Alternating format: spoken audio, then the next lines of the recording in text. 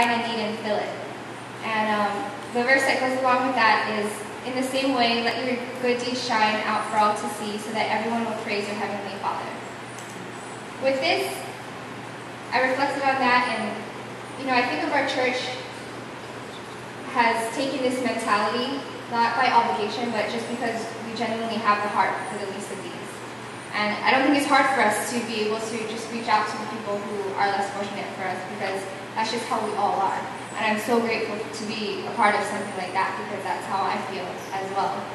And what I think makes it even more special and so planned by God is that all of us don't have, above the ordinary. We all live pretty simply and humbly, but still we give so much. And I think that each one of us here in this church were put here by God because of that purpose.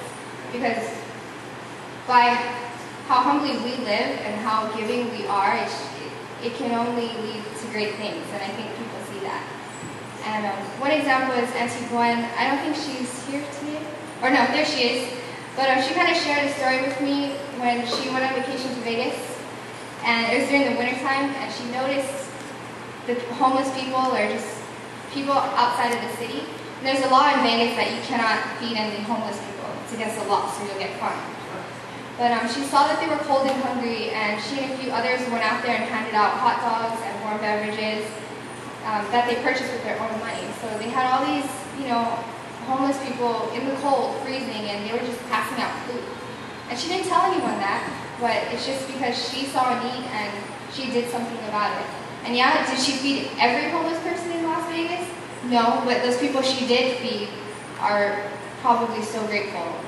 And I think she even still keeps in contact with one, so that's just a relationship building on top of that, and it's just amazing.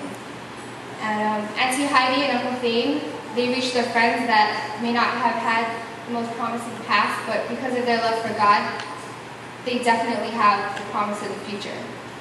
And Davin, like we mentioned, he has a heart for kids in the surfing community, no matter how old they are, whether they're 50 years old or whether they're 12. He really connects with them on a totally different level and gives them a whole perspective about relationships and friendship.